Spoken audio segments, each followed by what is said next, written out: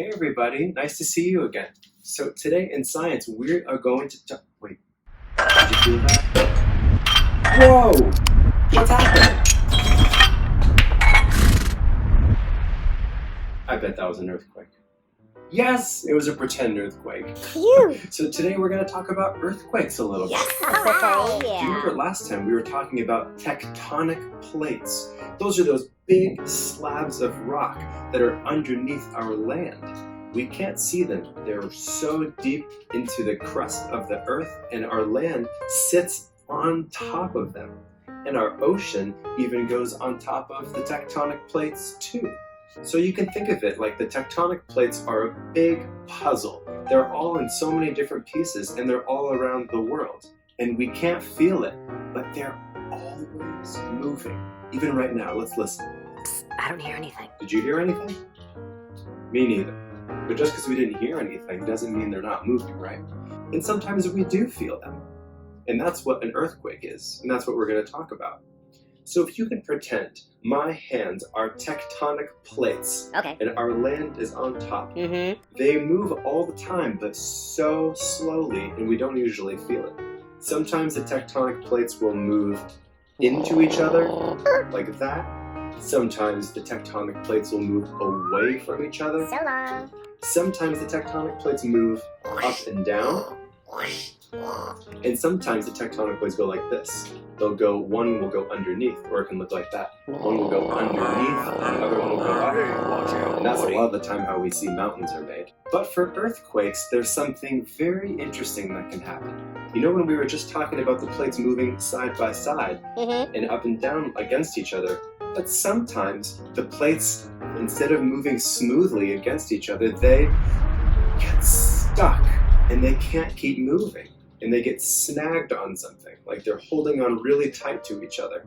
And when that happens, they get stuck and the pressure builds up over a long time until eventually it breaks. And that's when we feel the earthquake. You can also think of it kind of like a rubber band.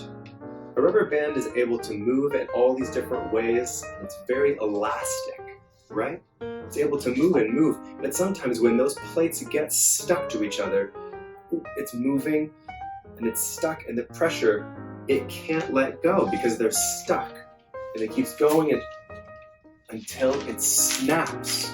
And when that happens on the rubber band, it's also kind of like that with the tectonic plates.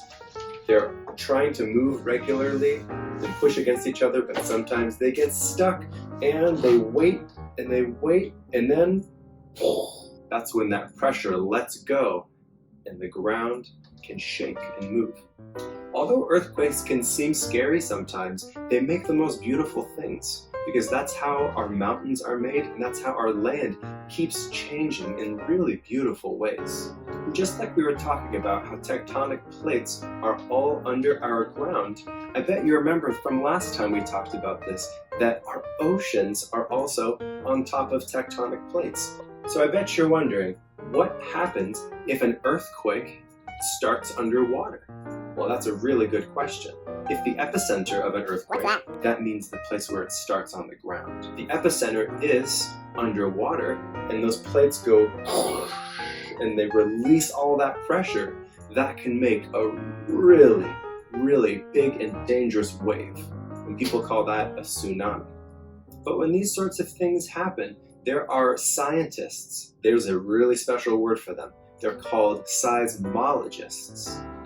And those scientists, they study listening to the ground so carefully with special machines, and they know when earthquakes usually are going to happen, and they let people know how they can be safe when the earthquake is going to happen. So they help us understand when the land is going to move, so they take care of us too.